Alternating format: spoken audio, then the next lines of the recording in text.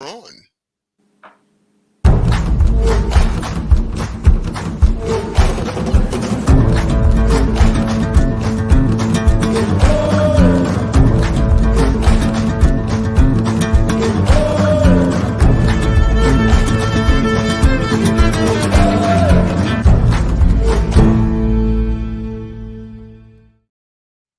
Good evening, everybody, and welcome to another edition of Pundits Pundit. And I am in Racine, Wisconsin. We are doing this remotely.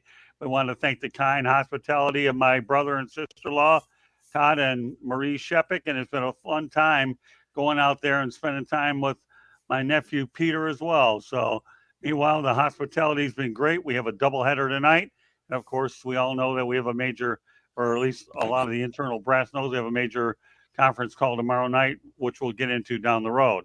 But that said, I want to introduce the crew here. George Eichhorn. Hi, Scott. Good to be on tonight. Ready to go, man. And Denzel Snipes. Hey, what's going on? All the way live from here in Houston to Racine to Alpharetta and Detroit. Hey, we're in all corners of the United States, baby. Yeah, we got it all covered. Not Florida today, but don't worry, we'll be back in the Sunshine State next week. All right, Jacob. You being from Houston, Denzel, I can definitely tell you're not used to cold weather. Yeah, if Candy would see me right now, she'd probably scold me, but yeah. No, she probably might at some point. Her phone does work, even if we're doing a very different setup here. Hey, I'm surprised you two Detroit boys aren't scolding me right now. Like, you're in Texas. Come on now. You don't know cold. Let me tell you something. You know, I'm born and raised in Metro Detroit. I've been through the rigors with all the cold weather. And thankfully, when I come up to these parts, I only have to go out there and rent it for about a week, and that's about it. So, you know. Hey, I can definitely say that. I'm like, hey, man, those two guys, they're from where you can actually ice skate to Canada if you wanted to. They know cold. No. They're ice skating to work. I'm not so sure about ice skating from Wisconsin all the way to Canada. I think Detroit to Canada is a more realistic situation. Yeah, that's what I meant, Detroit to Canada, yeah. There you go. Let me point out, folks, that the audio version of Pundits Pundit can be heard on iHeartRadio, Apple, Spotify, Google, or wherever you get your podcast. So please hit the red subscribe button on YouTube, South Florida Tribune. Okay. We're striving for more subscribers. Please also comment, like, and share the broadcast. Want to finally read slow for nobody can say I'm talking too fast. Want to be a guest? No problem. Go in the chat room. That's one way to do it. Or send your topic ideas to southfloridatribune@gmail.com. If you want to advertise cost efficiently, give me a call at 954-304-4941. We are live on Facebook, LinkedIn, Twitter, and YouTube. Now available, my book is called Lessons from the Microphone. Okay. Tuning into the enduring wisdom of visionary leaders. Available on Amazon or Kindle. Also, check out sidelinesports.com and you'll be able to see some of the material that's up there. We're actually helping build that site. So kudos to Candy Ebling for doing that. So with that said, okay, I'm going to turn it over to Denzel Snipes and he can take over. Go ahead, Denz. Or maybe, like it could be like the Twilight Zone, like I've been watching as of late a lot of, from the 80s version, not the 50s version, the 80s version.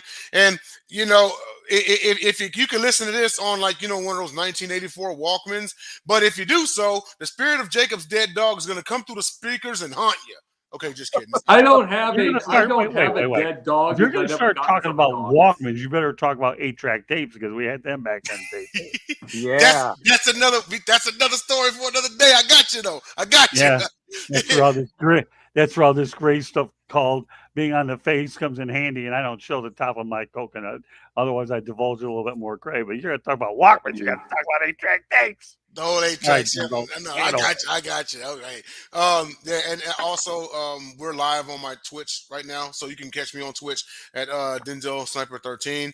Jacob's got his Twitch also. I'm also live on my Facebook, and also follow Sideline Sports on Facebook, YouTube, Twitter, X, whatever you want to call it, LinkedIn. We got great shows, great material every week, all week. So please hit the like, subscribe, notification bell on YouTube, and hit that follow button. Now, let's get down to business. So, our first topic is quarterback Tim Boyle.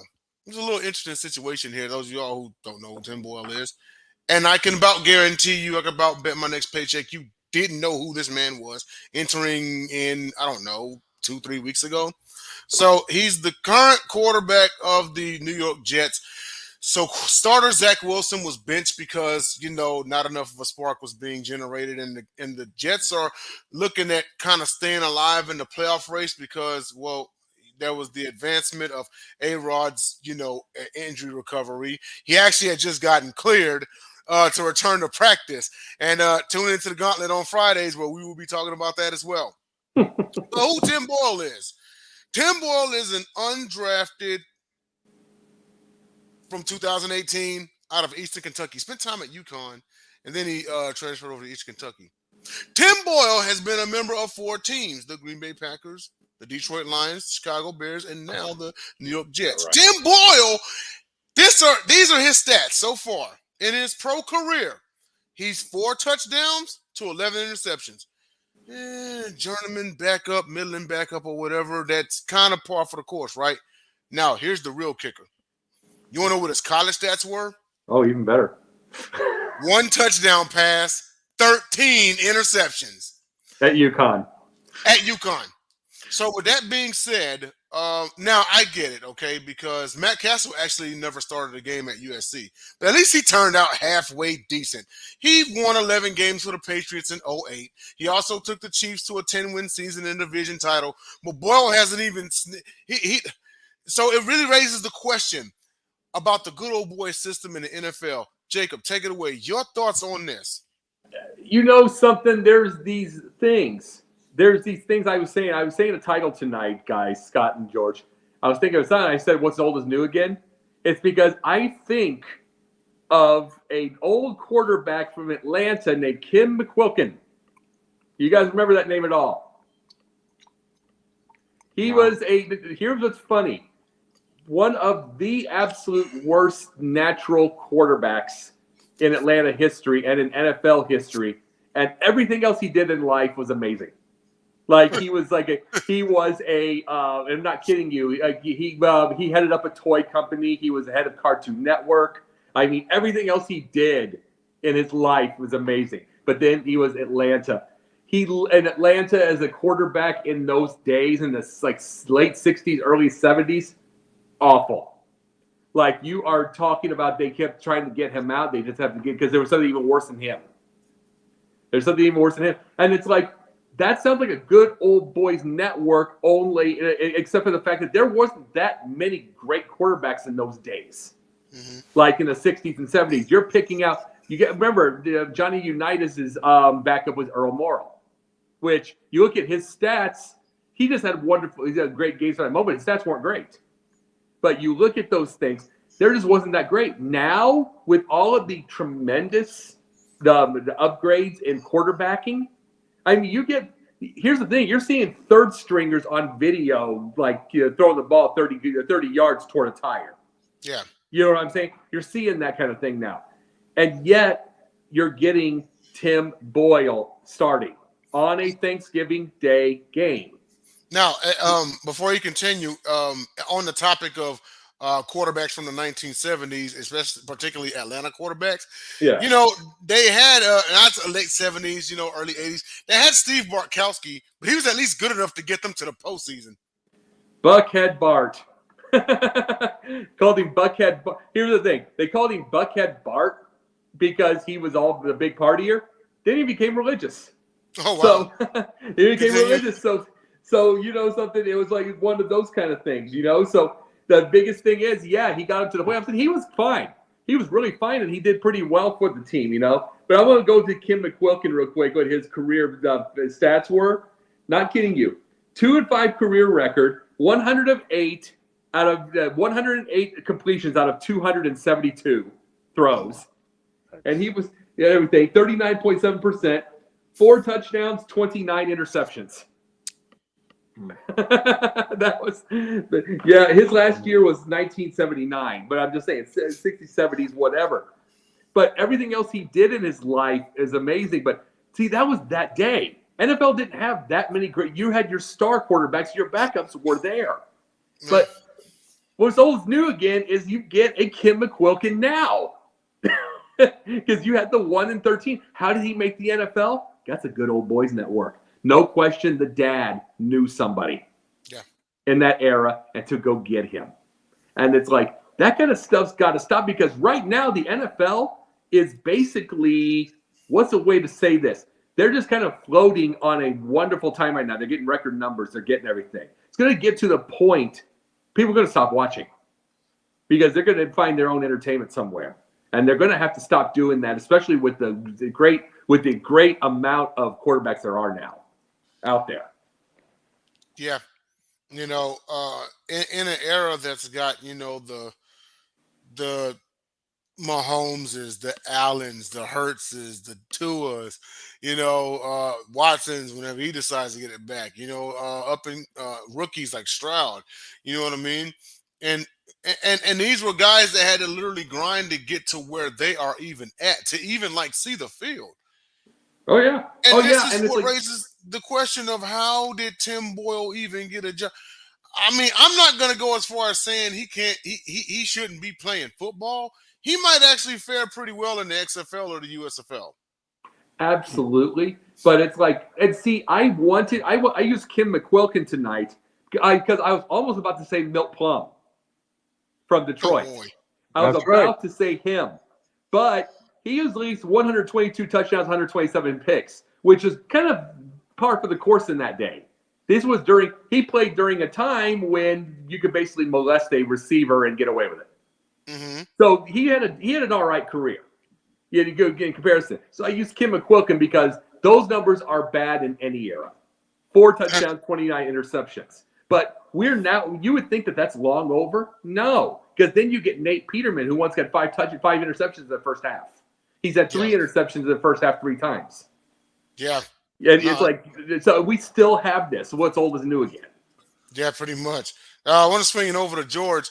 And you know what? Speaking of older, quarterbacks from back then, you remember a guy named Bob Galliano? As a matter of fact, I do remember him too. Yeah. Would you say he was halfway decent? At least better than the men that I've seen a whole lot worse. Yeah. Yeah. We had a lot of them. Well, I'll tell you what, one thing that you guys did not mention is that in 2017, when Boyle played for Eastern Kentucky, he did have 11 touchdowns and 13 interceptions in 2017. So that was his last college career year. So he did show some signs, even though it's not a whole lot to work with in that year with Eastern Kentucky. But yeah, who's Eastern Kentucky? Anyways. Well, George, let me ask you a question. Do you know where Eastern Kentucky is located? Do you know what their name is? No. Well, it's the Eastern Kentucky Colonels, and they're right off I-75 below the University of Kentucky. I was going to say, when I went to visit the Colonel one year, my wife and I, we probably drove right past the university to go to the KFC, Kentucky Fried Chicken Colonel Museum. But getting back on point, this is a problem because you guys are spot on. These guys are bouncing around from team to team, second string, third string quarterbacks, and it is not right. I agree totally. We've got so many young quarterbacks that are playing the college game and playing decent football. And we all know that the big ones are drafted. Okay, we know that. Stroud, Justin Fields. I mean, these guys are all taken, as we know, mostly early in the draft. But there are other quarterbacks that deserve to be drafted a little bit later, or they could be assigned as free agents. But I don't know what people see in Boyle. I really don't. The Detroit Lions had him for a couple of years as a backup. I know he's a good guy in the locker room. I've heard that. And obviously, that's probably one of the reasons why the coaches like to have him around. But his talent level is just not there, as he proved in the two games, the loss to Buffalo, and then when he started against, for the Jets against Miami on Black Friday. So the numbers are not there for him. This is a great topic. I agree with you, Jacob. I mean, there's a lot of other quarterbacks that are certainly around there. We've had our share in Detroit of controversies. A lot of cities have with dual quarterbacks, that sort of thing. You mentioned Earl Morrall backing up Johnny Unitas. I mean, situations like that. I know Scott remembers. Greasy. Hey, and George, don't forget Bob Greasy, and they won, and that led to an undefeated season. That's right. That's right. So yeah. Bob Greasy. So what you're doing is you're not really preparing your team to have somebody step in and win. It's just to occupy the position, because we know Tim Boyle is not the man. He's not the answer for the New York Jets. End of my story. Well, and the thing about it, real quick, he isn't the answer, and I get it. He may be a great guy. He do, but any coach will tell you great guys don't win ball games. Great players do. Well, and that's why we got the takes that we do. Go ahead, Jacob. Well, one thing to save this, someone like him might be able to go on a whiteboard.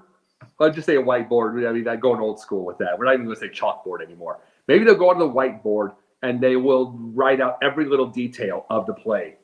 Maybe they're at third string or doesn't. I guarantee Josh Johnson is. Guarantee you he is, because he's had like 14 different teams.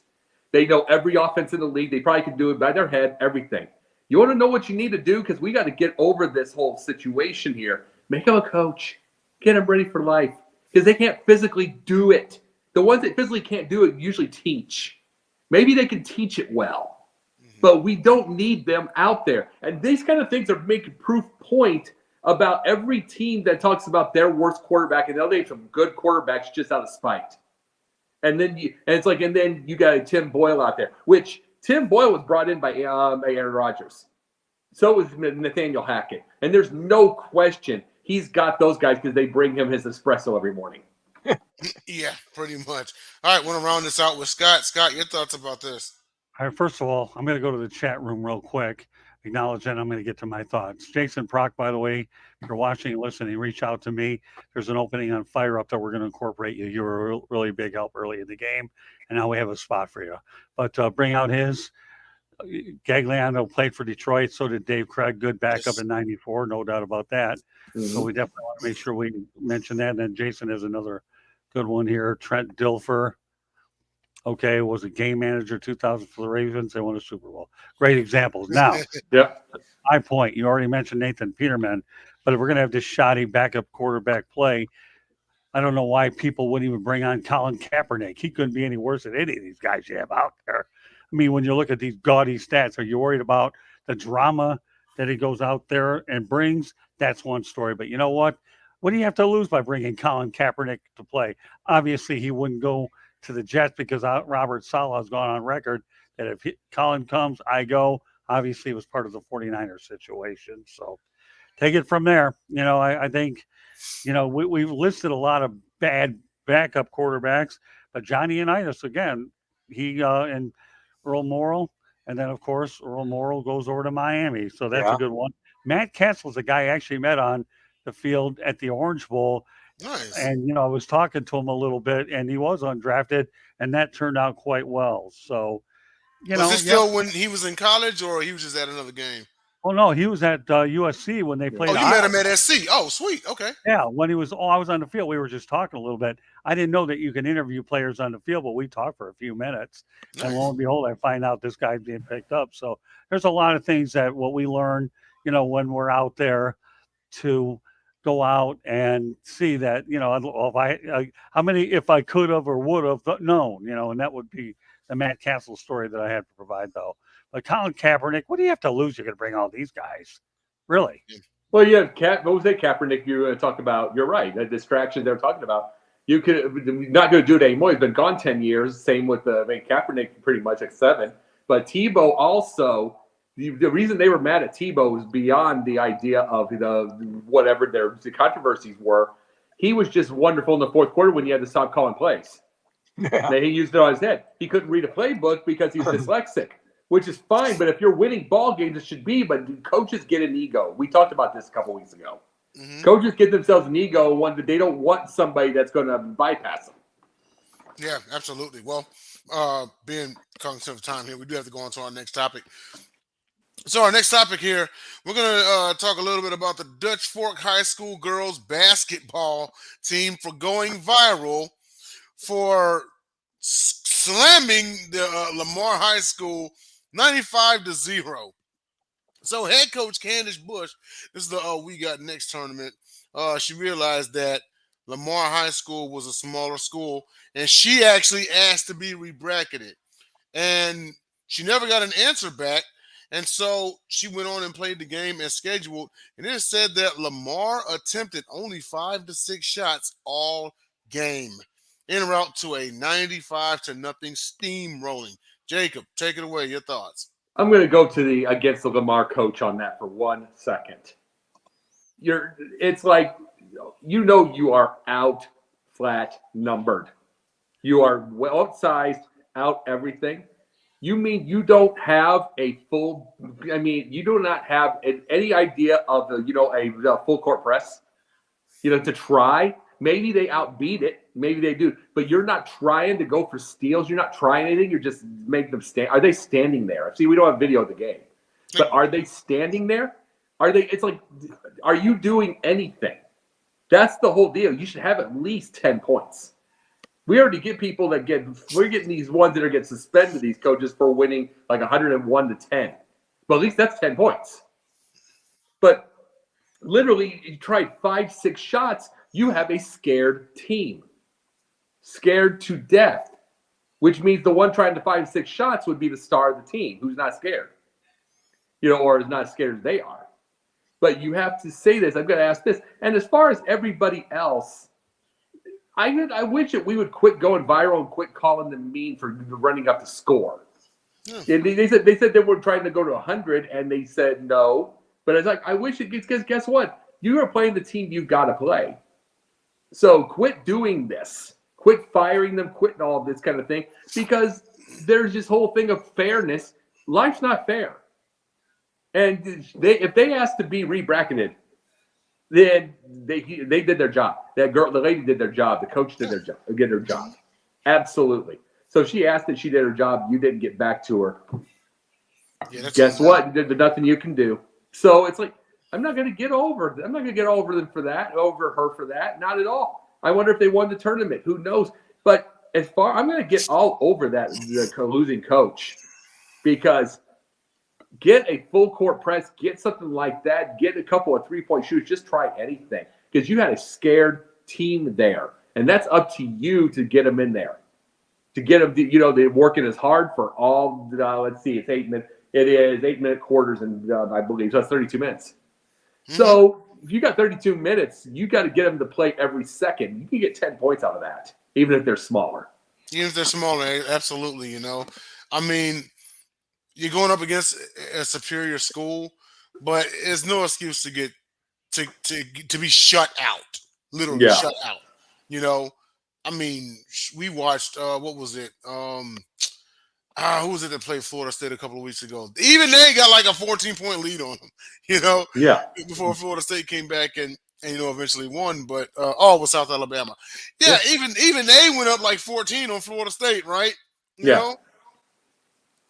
You have to instill. It was almost like they quit before they got on the field, on the court, and that falls on the coach. Well, it's scared. It falls on the coach. It's like, that's one of those where if you're the right coach and you're a good coach, they're playing hard all 32 minutes. They're way outnumbered. They're outclassed. They're out everything. You play hard.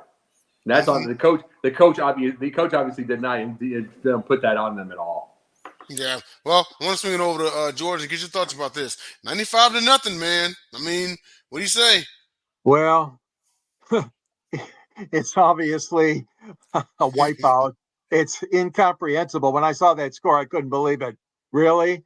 When we were in grade school, there were things called the mercy rule. And I know they don't do that very much anymore in school. Sometimes they used to, though, in high school and baseball or football. But it bears repeating that this Dutch Fork team is obviously very good. But the team that they played with Lamar in South Carolina. They obviously didn't have much going for them.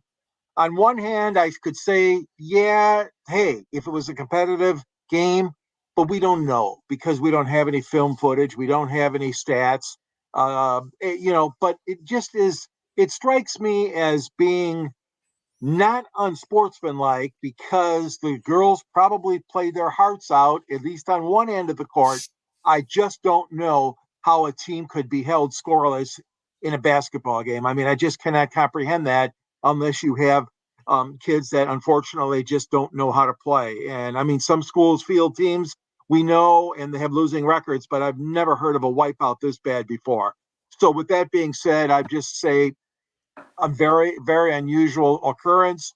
And I hope that it doesn't happen again because those kids on both sides, both teams, obviously want to have entertaining games. They want to win competitiveness, but you're not going to have too much fun if you're on the losing end of a score like that. That's all I got. Yeah, no, absolutely. Again, you got to be a little bit more prepared than that. You got to at least go, because even in a losing effort, if you show some type of fight, it's only going to make you stronger. But I want to round this out with Scott and get your thoughts about this. 95-0. What you think? Yeah, well, here's the thing. I'm not going to spend too much time on this topic, and I'll tell you why I'm not going to do it. There would have been an easy answer for all this. You know what that would have been? Forfeit. Yeah. Yeah. I would forfeit. That's the way I look at it, because you're going to get this kind of an effort, then what can I tell you? So I would just forfeit the game if you're going to run into that particular situation. I mean, listen, I love the topics that we have. It's okay, and sort of bringing up a few of them here and there. But when you have a lopsided score like this, where there's no effort on the other side, and the other one feels bad, forfeit the game. Yeah, and you're right. You're right on that. But I'm like, again, and you're correct, Scott. My main thing is I just want to know. See, when I see these bad, I've seen kind of this, and I had to study it. When you see teams this bad, and they're all over the country in some certain way. There's always go to Max Preps. It's a high school rankings. You're always going to have there's like 330 teams or something. It's always the 330th. Right. They're the ones that have won 5 games in 10 years. They're just. I mean, when I saw this 95-0 score, I would rather eat my own cooking on my worst days than watch this, because that's not appetizing. Oh, absolutely. But when I see those teams, like I was bringing up, that's the dead last 5 wins, 10 years. The Right. thing that I notice about it is just one coach after the other, and I don't think any of them care. Right. And George I think they're brings just up handed. about the mercy rule. Yeah, I remember those days too. So, Yeah. I mean, the only time running it up has ever made any difference was when you're looking at college football, where before you had the actual committee deciding where margin of victory was important. That's the only time when it's ever made any sense, or I understood why it was done. But now, not for this. These are No, kids. not for this at all. Yeah. Well, let's move on to our third topic, and that is Drew Smith, who's actually going to end up missing the rest of the season for stepping on an elevated part of the court. Yeah, real funny situation. So he was injured while contesting a 3-point shot. He fell on a 10-inch drop to the floor, which is a considerable distance. He fell down. He actually twisted his knee. So the Heat actually never formally filed a complaint, but they did verbally complain to the league. I imagine that something else is going to come about this. I'll say this much and I'll pass it to Jacob. If you have players complaining about the field in football, and as of late, it's been, fields like MetLife Stadium has been the biggest suspect thus far this year. It's right where A-Rod tore his Achilles. Other people have gotten injured on that turf as well. They for sure will do it about a court on a non-contact sport like that. So, yeah, this is actually inexcusable to whoever's out there performing maintenance. Why is there a lump on a floor? Like I imagine how it must look, and also for sure how it must feel.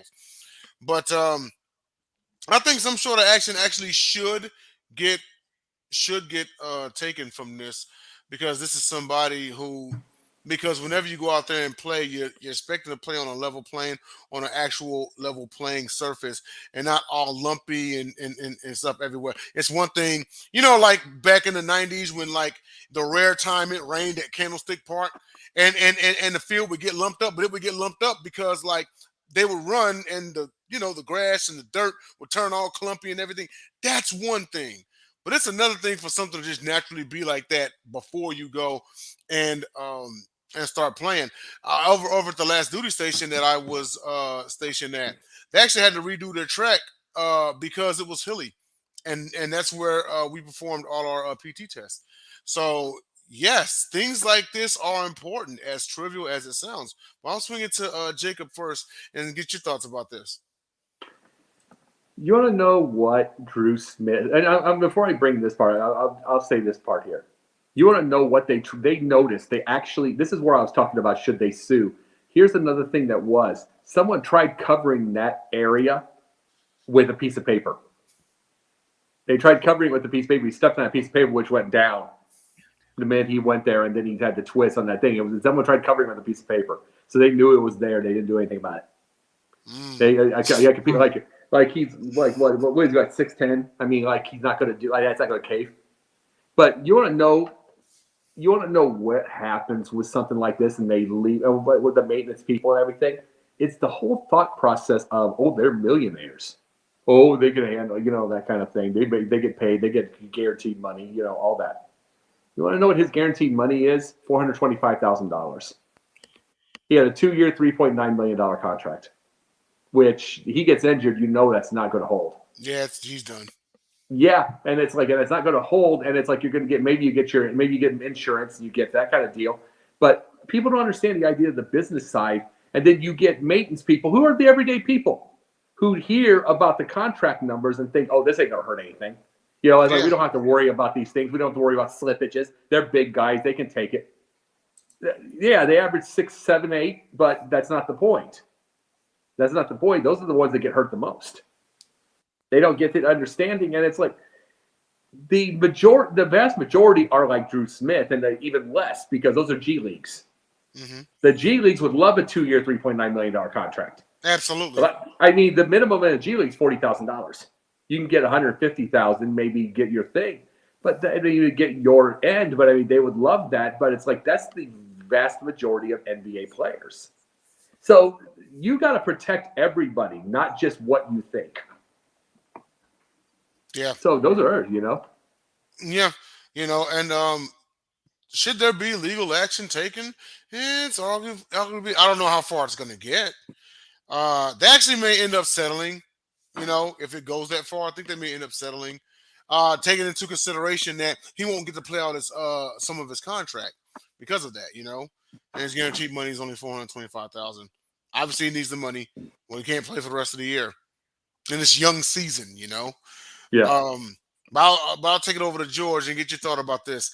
I mean, lumps on the basketball court, man. Like, what's going on? Yeah, I couldn't believe that. Obviously, this happened, and it's a very unfortunate thing.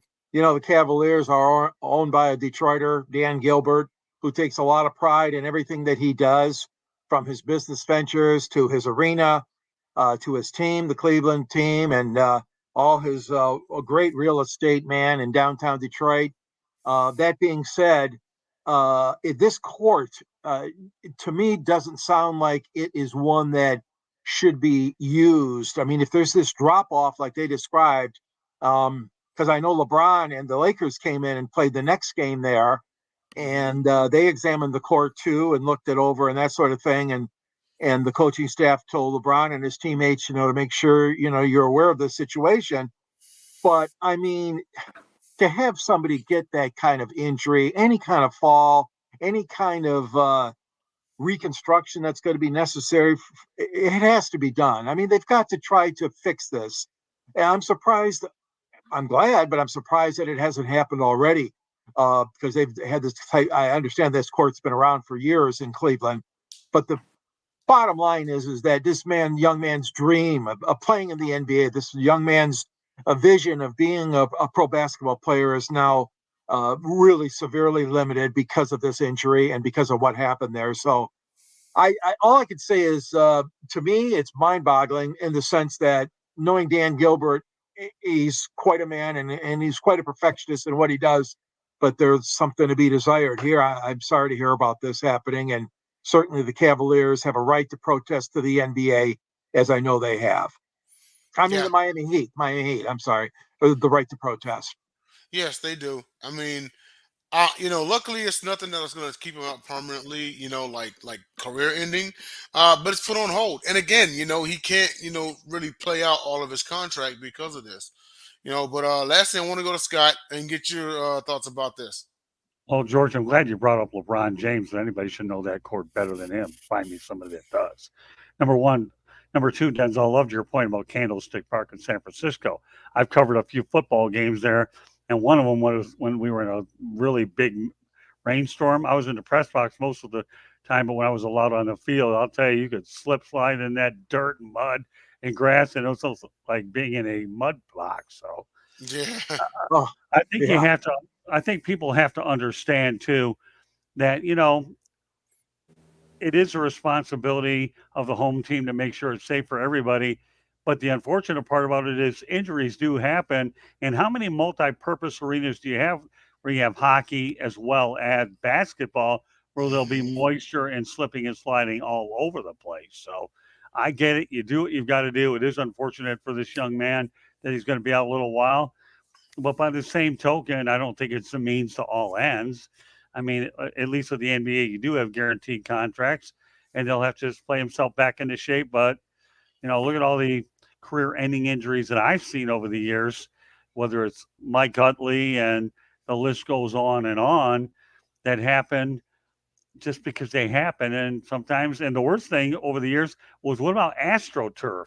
Okay, how many times have we talked about AstroTurf? What are you going to do? Sue every stadium because it had AstroTurf for every incident? You can't do that.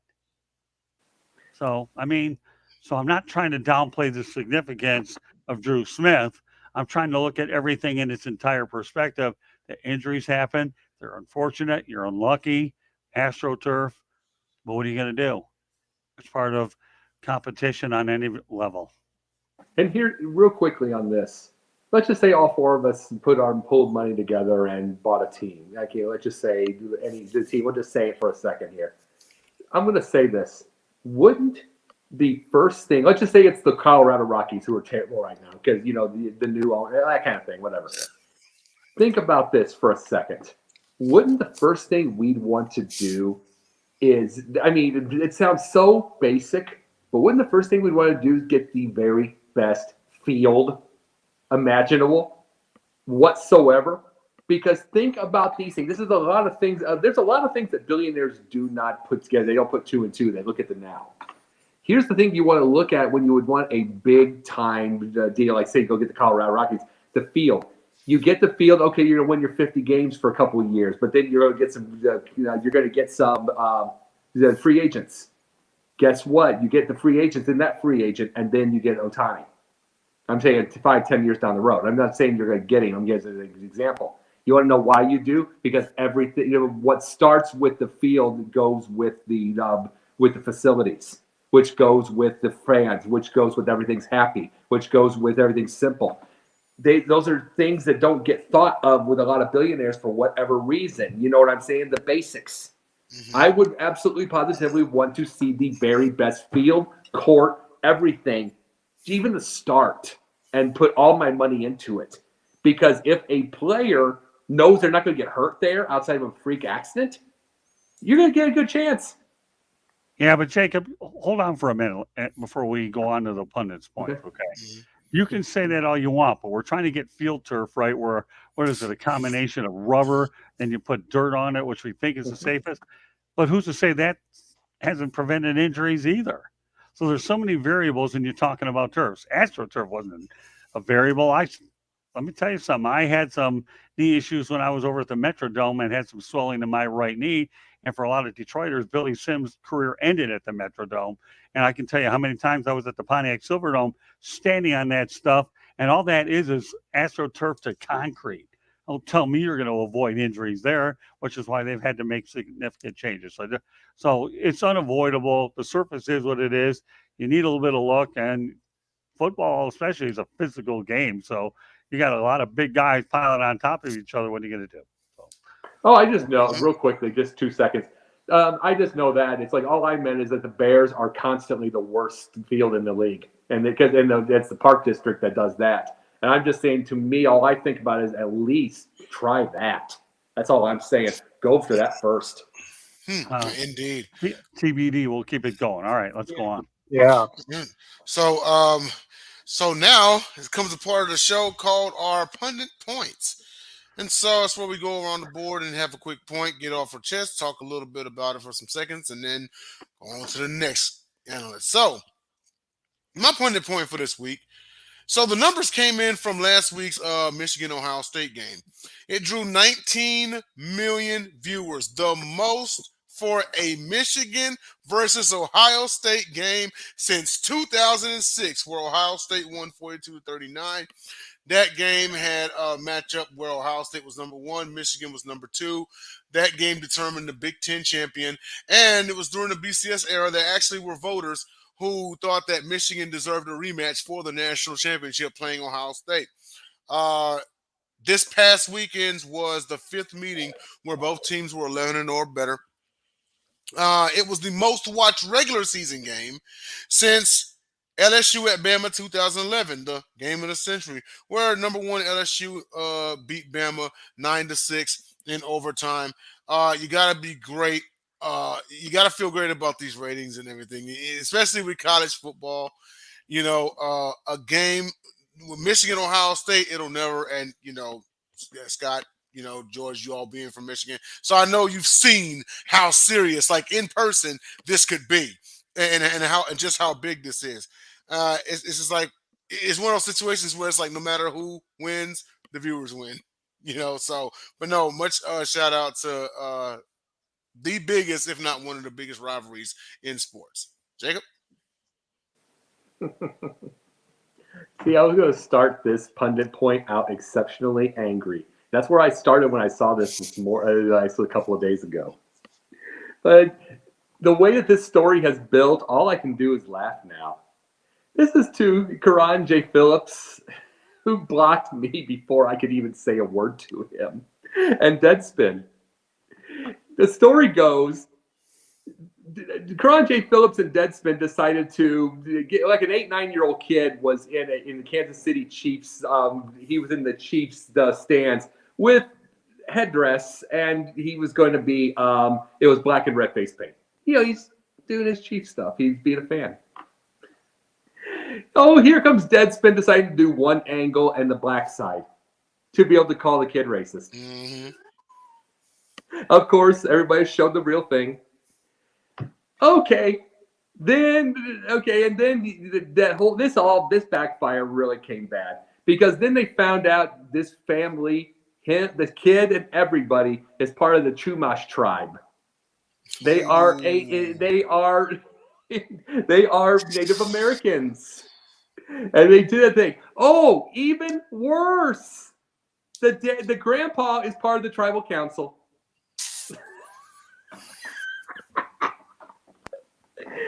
I'm going to keep laughing here because guess what, Deadspin? You're about to go on deadline to bankruptcy.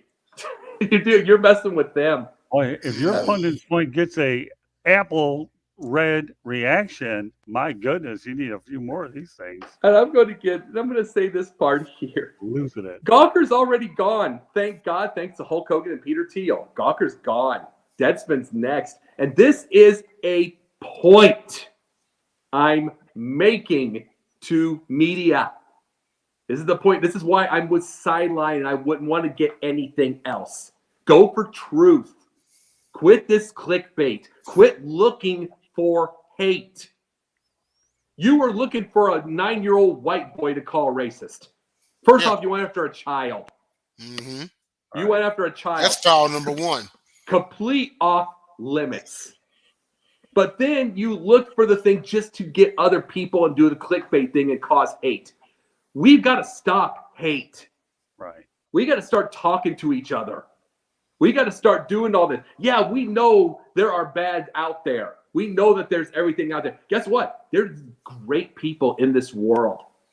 Great people in this world, and there's bad people in this world. Here's an idea. And I'm going to say this to Karan J. Phillips, the coward who blocked me before I could say anything. And I'm talking about even trying to respond to him. I was blocked. So I'm obviously known on Sideline now. I was blocked. So here's the thing to this. Let's get off your computer screen. Go to every part of the world, from the big city to the small town. Get to know the world. I'm talking everyone. White, black, Native American, Chinese, all of this. We've got to stop being stupid. This whole thing here, Deadspin's going to pay for this, especially if you're dealing with the tribal council. Oh, yeah. And you went after a child. So, but good for them because they've been horrible anyway. But this should be a lesson to all. Knock it off. Let's get some real news back. And I'll say this. Let's say it. Peter Jennings, Frank Reynolds, Walter Cronkite, start over. Let's get this. Whoever they are, whoever the next versions of those are, start over. Let's get some news. Let's quit this garbage. Agreed. Agreed 100%. And the fact that he couldn't even hold himself accountable and say, hey, I may have made an error. So he goes and blocks you. And you know what? To my knowledge, he has yet to issue a formal apology. Oh, wait. He also deleted it. He called it bullied into deleting it. He deleted the thing, but he's no formal apology. But he was bullied into it. Yeah. Yeah, right. This one's going to get ugly here in the next few days. George, what you got, sir?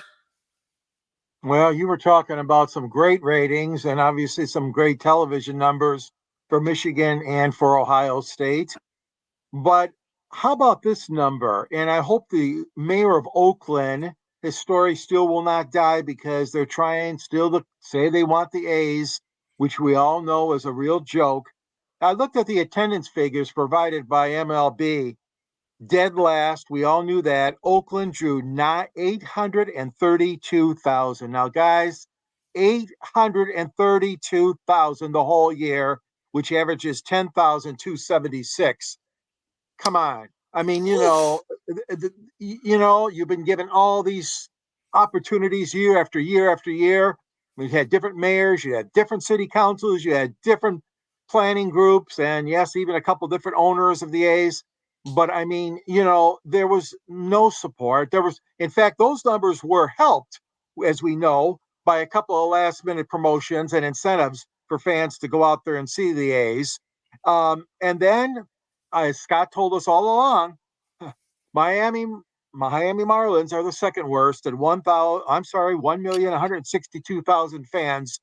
That being said, their average was much better than Oakland's at 14,000 average. But the fact of the matter is that putting teams in California and Florida, you would think would be an automatic sell. But there are things that happen and circumstances that arise that's not always the truth, as we know. And we've talked about this before on 108 Stitches and locations of stadiums and fan support and promotions and marketing your team the right way is so very important because, as we know, the fan dollar can be stretched only so far. And there's multiple entertainment options and venues out there that is taken away from sports. We all know that. Concerts and music festivals and everything else. But the fact of the matter is that you got to step up your game. If you're a professional team, you've got to step up your game. And obviously, the Oakland Athletics did not do that. Sad to say, they're losing the team to Las Vegas. But the bottom line is you cannot rest on your laurels. If you're owning a pro sports franchise of any kind, any sport, but especially baseball, you've got to work at it. You've got to develop that fan base and market your team the right way. And maybe they won't be as large a draw as, let's say, the LA Dodgers or the Yankees or Boston or somebody, but you could do it if you really have a game plan. And that's my point today. I just want to say that Oakland, you did not have a game plan, and unfortunately, you're paying the price. I think they were kind of relying on Major League Baseball because they had such a storied history in Oakland. I thought they were thinking, well, the league, the majors would never let this happen, And this just screams desperation move to me because, well, in the last 5 years, they've lost the Warriors. The city of Oakland has lost the Raiders. And now they're about to lose the A's. There literally will be no sports team in Oakland outside of, I don't know, some AAA team or some minor league squad. But think about that. In a span of 5 years, you lose all three. Now the Warriors is not so bad because at least they're over the bridge in San Francisco. But still, they were right here in Oakland. They were right there. You know, you managed to lose them. And then you let the Raiders walk to Vegas. Right. And now you're about to let the A's walk to Vegas. You know, Yep. so it's too little too late. It's too little too late for them. But I want to round this out with Scott and get your pundit point. What you got, sir? Well, first of all, George, you have to understand in Oakland, they had a thing going about boycotting the A's, and they got another 30, 40,000 to show up for that. So you could tack out of 30 or 40,000 that they were going to send a message, and all they sent a message was they embarrassed themselves. Number two, the Marlins situation different. The Yankees drew 100,000 for a weekend, so that helped, and they had a healthy Miguel Cabrera, so that helped the Marlins numbers. We'll see next year. Sure. All right, my pundit's point is this: it's a sad commentary to see that the Detroit Pistons 2-15 with a 118 winning percentage, and the San Antonio Spurs 3-14 with a 176 percentage have worse records in the NBA. Okay, the Pistons are now losing to the Lakers 101-76 at the end of the third quarter, and you know what? That 14-game winning streak is going to become 15. It's sad to see that two of the marquee franchises, Monty Williams, we know is a great coach. If he's given any kind of talent, then Troy Weaver, to me, could be the next guy I think should be on the hot seat. And it's just for San Antonio, they got the number one pick in the draft. And what did they get so far? 3-14. So all I can say is it's a shame to see these two iconic franchises where they're at. We'll see if they can turn it around anytime in the near future. So, all right, that's my pundit's point. Hopefully they can turn it around. There's got to be, I mean, for a team, the Detroit Pistons, if I'm not mistaken, they haven't won a playoff game since 2014, something like that. A little while. Maybe a little earlier. Yeah, but no, I mean, they got a young team. They just need the right coaching to turn it around, and hopefully they can. Well, I like Monty Williams. Troy Weaver. Monty Williams is good. They just got to feel a just lot give him more. a little bit of time. Yeah, just give him a little bit of time. Trust the process a little bit. He was very upset about the loss the other night to the lowly Washington. The Bullets. Why not the Bullets? Our programming note, just want to make sure everybody understands that following Pundit Sports Exchange is at the top of the hour. So, you can flip on over. You'll stay on with us. And we have two shows tonight here live from Racine, Wisconsin. All right. With that said, I'll take You got over. it. All right. You got it. We're in the last leg of the show. Carry us to the finish line. Thanks, Denzel. All right, George, let everybody know quickly how they can get a hold of you. Yeah, you can read me at the South Florida Tribune and drill down to the Motor City Tribune. And at the end of my column, there's always a link to the book I wrote on Detroit sports broadcasters' history. Scott's in the book, I'm in the book, but more important than us is even our great guys like Ernie Harwell and Bud Lynch and Bruce Martin and Van Patrick, and just great broadcasters in Detroit sports history. There's a link at the end of my column. You can reach me also at gicorn@yahoo.com and on Twitter at SandGSports99. And follow me on 108 Stitches, Inside the Pigskin, and this wonderful show, Pundit, the Sports Exchange, wherever Scott needs me. Happy to be part of the scene, and great show tonight, guys. Appreciate it. All right, Denzel, you're next. All right. Well, outside of catching us, and we will be back next Thursday at our regular time for Pundits Pundit. Same time, just our regular day on Thursday evening. But outside of that, you can find us earlier tonight. We had our episode of NFL Week 13 picks. The Gauntlet presents Picked Off on Sideline Sports. So definitely, follow Philly Jim on on YouTube, also known as James Tatum, and you'll find the episode. Also, find me on YouTube as well, Denzel Snipes, and also Denzel Sniper 13 on Twitch. It's on there as well. Also, the Gauntlet Fridays at 8 p.m. Eastern Standard Time, and Top Rope Talk, the Sniper and the Pundit presents Top Rope Talk. Just this past Monday, we had a Survivor Series recap episode, so please go and check that out. And of course, tune in because we've got heat for you every single Monday evening. Jacob. Jake the Pundit on Twitter, not X. Sorry, not yet. Jake the Pundit 1 on TikTok. 5 shows between Sunday and Thursday, and the 6th show off the bench. Plus, I do some writing. Plus, I do some acting, and there's a lot of stuff I do, and other stuff that I do also. All right, well done. So just let everybody know that you are watching Pundits Pundit on the South Florida Tribune YouTube channel. And as Denzel said, we will be back at our normal time next Thursday. We're just fortunate enough because of the travel situation for us that we wanted to get tonight in the Sports Exchange on a doubleheader. So we keep the rotation consistent and we're able to bring you these great shows week in and week out with no drop off at all. So I'm glad we're able to work the time situation to doing what we need to do.